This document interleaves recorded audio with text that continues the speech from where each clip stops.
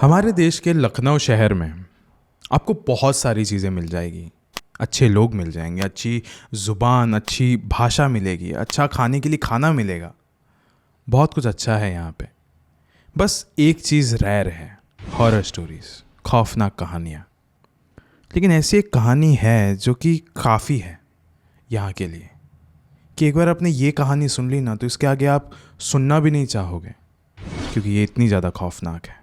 Guys, आपने कभी ना कभी अपने ज़िंदगी में ये एक बात सुनी रहेगी कि अगर किसी भी इंसान का कोई भी काम अधूरा रह जाए और उसकी मौत आ जाए तो मर जाने के बाद वो इंसान आत्मा बनकर वापस आता है उसी इलाके में अपना काम पूरा करने के लिए। और ऐसी ही एक कहानी है लखनऊ शहर की, जहाँ पे ये हरकत हुई थी। लखनऊ का एक बहुत फेमस OEL हाउस है जहाँ पे इस आत्मा को भटकते हुए देखा गया है। इसकी एक हॉरर स्टोरी को नोट डाउन किया गया था वहाँ पे। एंड गाइस, ये जिस परिवार वालों के साथ ये वाली घटना घटी थी वो आखिरी थे ये घटना का सामना करने के लिए। उसके बाद उसके घर में कोई भी कदम नहीं रखना चाहता था। सब दूर रहते थे इस घर से। कोई भी इसके इर्द गिर्द नहीं भटकता था, क्योंकि अंदर कोई और भटकता है। अब ये वीडियो शुरू करने से पहले ऐसे ही और horror, mysterious and historical videos देखने के लिए सब्सक्राइब कर दीजिए इस चैनल को। अब ये कहानी शुरू होती है। कई से कहानी हमारे देश के आज़ाद होने के बाद की है, इंडिपेंडेंस डे के बाद की है, जब लखनऊ का ये OEL हाउस वहीं की यूनिवर्सिटी के वाइस चांसलर वीरेंद्र शर्मा को सौंप दिया गया था। कैसे एक चीज़ मैं आपको बता दूं कि ये जो घर है ये जब इंडिपेंडेंस था 1947, उससे भी 100 साल पहले का है। सोचिए ये घर कितना पुराना है। आज तो बहुत ज़्यादा पुराना होगा, लेकिन उस समय भी ये बहुत ज़्यादा पुराना था। लेकिन वो जो वाइस चांसलर थे उनको वो घर में कोई भी कमी नहीं दिख रही थी। वहाँ पे रहने के लिए आलीशान कमरे थे, एक बड़ा सा आंगन था, उसमें एक अच्छा खासा कुआं था। किसी भी चीज़ की कमी नहीं थी। रौनक ही रौनक थी उस घर में। ऐसा लगता ही नहीं था कि ये पुराना घर है। एंड उसके बाद ना वाइस चांसलर एंड उनके पूरे घर वालों ने उसे एकदम खुशी खुशी अपना लिया था एंड वो लोग वहाँ पे रहने लग गए थे। लेकिन कुछ चीज़ें यहाँ पे अलग थी। वो लोग नोटिस कर रहे थे कि जैसे ही वो घर के अंदर जाते या फिर घर से बाहर आते, उस समय जो लोग होते थे आसपास वो उनको अलग ही एकदम निगाह से देखते थे कि ये कैसे घर में जा रहे हैं जहाँ पे ऑलरेडी कुछ लोग रहते हैं। अभी कुछ दिन बीत चुके थे, लेकिन फिर भी ना वीरेंद्र और उसके परिवार वालों को अभी बहुत ही ज़्यादा वियर्ड लगने लग गया था, क्योंकि उस जगह पे उनको ज़िंदगी भर काटना है, उसी घर में काटना है। लेकिन स्टिल जो लोग हैं वो इतनी बुरी तरीके से देखते हैं, उनको एकदम गलत निगाह से देखते हैं। बट स्टिल उन्होंने सोचा कि चलो थोड़ा इग्नोर करते हैं इसको, शायद से ऐसा हो सकता है कि हमें इतना बड़ा घर मिल गया, इसके लिए शायद से लोग जल रहे होंगे। लेकिन अब एक रात आती है जब वीरेंद्र अपने कमरे में सो रहा होता है ना, अचानक से आधी रात में उनकी जो नज़रें थी वो खुली। वो उठे अपने बिस्तर से एंड वो किचन में जाके पानी पी रहे थे। पानी पीते समय ना उनके किचन से नीचे की तरफ एक कुआं दिखता है।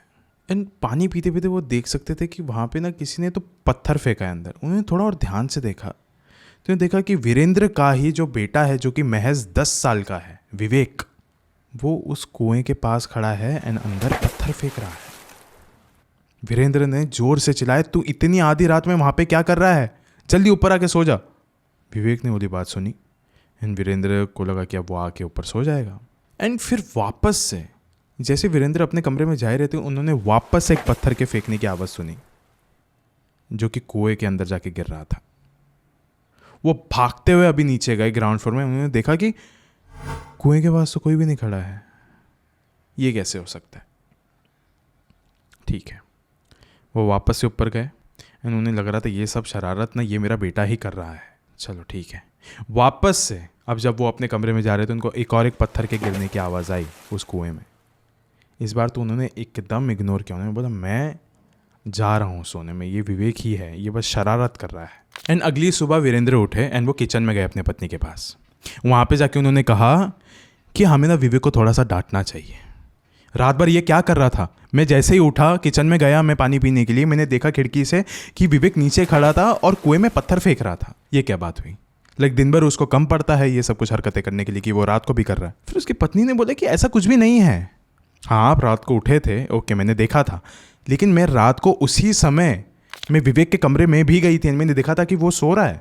अभी इस समय ना वीरेंद्र को थोड़ा लाइक अजीब सा लग रहा था कि ये कैसे हो सकता है, मैं तो अपने नज़रों से देखा था इस बात को। एंड उसी समय विवेक भी आया कमरे के अंदर एंड उसने भी बोला कि यही एक्चुअली उसने बात बताई कि एक्चुअली मैंने पत्थर फेंका था, लेकिन वो दोपहर थी पापा, रात में तो मैं सो रहा था अपने कमरे में, और वैसे भी मैं 11 बजे चले गया था सोने में, और आप कह रहे हो कि 3 बजे के आसपास ये वाली बात हुई थी। फिर वीरेंद्र को लगा कि हाँ शायद से जब मैं उठा था उस समय शायद से रात बहुत ज़्यादा हो रही थी।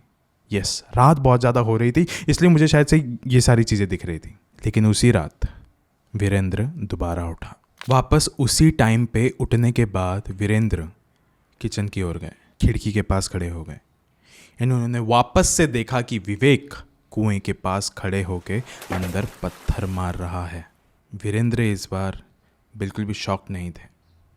वो इस बार नीचे नहीं उतरे बल्कि विवेक के कमरे में चले गए। एंड वहाँ पे जाने के बाद उन्होंने देखा कि अंदर विवेक था ही नहीं, बिल्कुल भी नहीं था, पूरे घर में नहीं था। वो वही है जो कुएं के पास खड़े होके अंदर पत्थर फेंक रहा है। वो इस बार भागते हुए नीचे गए, विवेक के पास गए, उसको कहा कि तू यहाँ पे क्या कर रहा है इतनी रात को। इस बार विवेक ने कुछ भी आर्ग्यू नहीं किया, सीधा जवाब दिया, मैं उन्हें जगाने आया हूँ। फिर वीरेंद्र ने बोला, किसे जगाने आया है तू, क्या बोल रहा है तू। फिर विवेक ने कुएं की ओर इशारा किया कि अंदर देखो। वीरेंद्र ने कुएं के अंदर देखा, अंदर देखते ही उसके पैरों तले जमीन खिसक चुकी थी। अंदर सर कटी लाशें थी ब्रिटिश सोल्जर्स की, एक नहीं दो नहीं, ढेरों सारे। ये सब कुछ देख के वीरेंद्र बहुत ही ज़्यादा शॉक था, एकदम कांप उठा था। एंड फिर उन्होंने विवेक की ओर देखा तो देखा कि विवेक वहीं पे उसी समय बेहोश हो गया। अभी तुरंत वीरेंद्र ने विवेक को घर के अंदर लेके आया एंड हॉल में उसको रख दिया नीचे, एंड उसको थोड़ा होश में लाया, पानी वानी फेंका उसके मुंह पे। फिर विवेक थोड़ा सा अपने होश में आया एंड ये सारे शोर शराबे की आवाज़ सुन के लाइक विवेक की माँ भी अभी उठ चुकी थी, वो भी आ गई थी अभी नीचे। वीरेंद्र ने विवेक को पूछा कि ये सब कुछ क्या था, कौन थे वो लोग, तू क्या कर रहा था वहाँ पे आधी रात में। फिर विवेक ने बोला, पता नहीं मुझे पिताजी, इतने समय से लाइक जब हम आए इस घर में उसी के दोपहर को मैं यहाँ पे पत्थर फेंक रहा था एक बार के लिए। एंड उसी रात में मैंने जब अपनी आंखें खोली थी आधी रात में तो मैं देखा कि मेरे एग्जैक्ट सामने एक ब्रिटिश ऑफिसर खड़ा है जिसका सर नहीं था, लेकिन फिर भी उसकी आवाज़ मुझे सुनाई दे रही थी। वो मुझे कह रहा था कि तुमने मुझे उठाया है, हमें हमारी सारी आत्माओं को तुमने जगाया है, इरिटेट किया है, लेकिन हमें वहाँ से बाहर नहीं निकाला। तो अब ये तुम्हारा काम है कि हमें अच्छे से जगाओ, हमें उस कुएं से बाहर निकालो। एंड उसी वजह से विवेक ने भी कहा कि मुझे भी उस ब्रिटिशर के अंदर ना मुझे अपने आप का चेहरा दिखने लग गया था। मैं भी उनकी बात मानने चला गया था, एकदम मुझे खुशी मिल रही थी ये सब कुछ करके। और मैं हर रात को वहीं पे कुएं के पास जाकर अंदर पत्थर फेंका करता था, कोशिश करता था कि किसी न किसी तरीके से वो लोग वहाँ से बाहर आ जाए, मुझे मिले। एंड जब अभी भी मैं वहाँ पे बेहोश पड़ा एंड जब आप मुझे अभी अंदर लेके आ रहे थे उस समय उन्होंने मुझे एक आखिरी चेतावनी दी कि वो लोग मुझे छोड़ेंगे नहीं, मुझे मार देंगे। एंड गाइस, अब ये सब कुछ होने के बाद विवेक को उसके कमरे में लेके गए वो लोग, उसको सुला दिया, लेकिन हर रोज़ विवेक की तबीयत बद से बदतर होते जा रही थी, हर रोज़ उसकी तबीयत खराब हो रही थी। उस दौरान वीरेंद्र को समझ में नहीं आ रहा था कि ये हमारे घर पर क्या हो रहा है, किसकी नज़र लग गई है हमारे घर को। फिर उसने सोचा कि सबसे बेहतर ये ही होगा कि हम आसपास के लोगों से पूछें। वो अपने घर से बाहर निकला एंड उसको जो इंसान मिला उसको पकड़ के उसने ये वाला सवाल पूछा कि तुम लोग हमें ऐसी नज़र से क्यों देखते हो, क्या है इस घर में, हमारे घर में ये सब कुछ क्या हो रहा है। फिर वो जो बंदा मिला उसने उसको कहा कि आप जिस घर में रह रहे हो वहाँ पे सिर्फ आप अकेले नहीं रहते हो, और भी बहुत लोग हैं जो यहाँ पे बसे हुए हैं, यहाँ पे आधी रात में भटकते हैं, बस वो जिंदा नहीं है। जब से आप इस घर में आए हो रहने के लिए उस वक्त से हम भी झेल रहे हैं इन चीज़ों को। कैसे, वो मैं आपको बताता हूँ।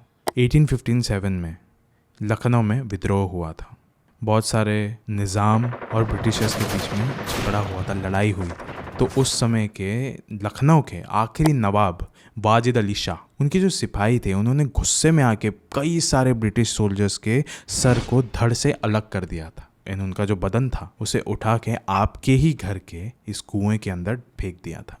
एंड फेंकने के बाद उन्होंने इस घर को ऐसा का ऐसे ही रखा, कभी भी कुछ साफ़ नहीं किया, बस ऐसे ही छोड़ दिया। एंड हमने एक चीज़ सुनी है कि आपके बेटे ने यहाँ पे पहले ही दिन आके कुएं में पत्थर फेंके थे, तभी से ये चीज़ होना शुरू हो गई है। 100 साल से जो आत्माएं सो रही थी, आपके बेटे ने आके उसे एक झटके में जगा दिया। अब वो यहाँ पे आधी रात में भटकते हैं। आप यहाँ पे अभी अकेले नहीं हो, बहुत सारे ब्रिटिश सोल्जर्स की आत्माओं के बीच में आप यहाँ पे बसे हुए हो, यहाँ पे रह रहे हो। ये सब जब बातें वीरेंद्र को पता चली, उसके बाद उसके पास कोई ऑप्शन नहीं था।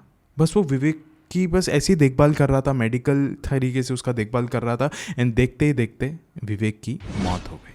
विवेक नहीं बच सका। वीरेंद्र को भी अभी अच्छे से समझ में आ गया था कि ये सारी हरकतें उसके और उसके परिवार के साथ क्यों हो रही है। ये घर श्रापित है। लेकिन अब वीरेंद्र और कर भी क्या सकता था, वो घर तो उसी का था। तो वीरेंद्र और उसकी पत्नी ने उस रात को एक पंडित को बुलाया। उस पंडित ने उस कुएं के पास जाके मंत्र तंत्र करके बहुत सारी विधि कराई। एंड विधि कराने के बाद उस कुएं को हमेशा हमेशा के लिए बंद कर दिया था। एंड बंद करने के बाद वीरेंद्र और उसकी बीवी भी उस घर को छोड़ के हमेशा हमेशा के लिए चले गए थे। लेकिन ये जो बातें थी ये ख़त्म नहीं हो रही है गाइस, बिल्कुल भी नहीं। अभी तो बहुत सारी कहानी है जो शायद से उस इलाके में शुरू हुई। एंड जो भी उस घर के पड़ोसी थे उन्होंने कहा कि सिर्फ अभी हमें उन ब्रिटिश सोल्जर्स के रोने की आवाज़ें नहीं सुनाई देती है, हमें सिर्फ वही यहाँ पे भटकते हुए नहीं दिखते हैं। अभी तो हर रात को हमें इस कुएं पे एक लड़का भी खड़ा हुआ दिखता है जो कि अंदर पत्थर फेंकता है हर रात को। लेकिन गाइस साल 2020 में इस घर में एक वेब सीरीज़ शूट हुई थी जिसका नाम था द सूटेबल बॉय। एंड यहाँ पे शूटिंग के दौरान कब क्या हुआ, कैसे हुआ, किसी को कुछ पता नहीं चला। लाइक आई डोंट नो कि यहाँ पे कुछ हॉन्टेड एक्टिविटी हुई भी थी कि नहीं थी, क्योंकि ऐसा कभी भी किसी ने सुना नहीं कि इस घर में कोई पैरानॉर्मल एक्टिविटी देखा है उन शूटिंग करने वालों ने। क्या पता, हो सकता है कि एक ज़माने में ये वाला घर एक खंडर हुआ करता था एंड आज शायद से ना हो सकता है। हो सकता है कि इस इलाके में पहले बहुत सारे आत्माओं का वास था, लेकिन अभी वो सब शांत हो गए हैं, वो सब सो गए हैं। एंड गाइस अगर आप भी लखनऊ के रहने वाले हो या फिर आप कभी लखनऊ में गए हो, तो अगर आपको ऐसी और हॉरर स्टोरीज़ पता है या फिर अगर आपको इस हॉरर स्टोरी के बारे में भी कुछ पता है, तो प्लीज़ मुझे कमेंट्स में बता दीजिए कि क्या इसकी सच्चाई क्या है या फिर इसकी और कहानियाँ क्या है। लेकिन इस वीडियो के अंत होने से पहले मैं आपको एक बात कहना चाहता हूँ कि बहुत बार ऐसा होता है कि आप किसी नए घर में जाते हो, आपको उस घर का इतिहास ना पता हो, आपको ना पता हो कि उस घर में कब क्या हुआ था एक ज़माने में। होता है ना, ऐसे बहुत सारे घर होते हैं जो एक अपना इतिहास लेकर चलते हैं। कहाँ पे किसी ने आत्महत्या करी हो, कहाँ पे कोई जल के मरा हो, एंड वो सारा इतिहास एक छापा अपने घर पे छोड़ देता है एंड वो वहीं पे रहने लग जाते हैं। वहीं पे वो शांति से रह रहे होते हैं, अचानक से आप एक दिन उस घर में शिफ्ट हो जाते हो। वो जो इतने सालों से आत्माएं सोई हुई थी, आपने उनको छेड़ दिया। एंड अब हर रात को जब भी आप सो रहे होगे, वो आपको वहीं पे शांति से देख रहे होगे, घूर रहे होगे कि कब अब आधी रात में उठो और ये अपना चपेटा मारे। शुक्रिया।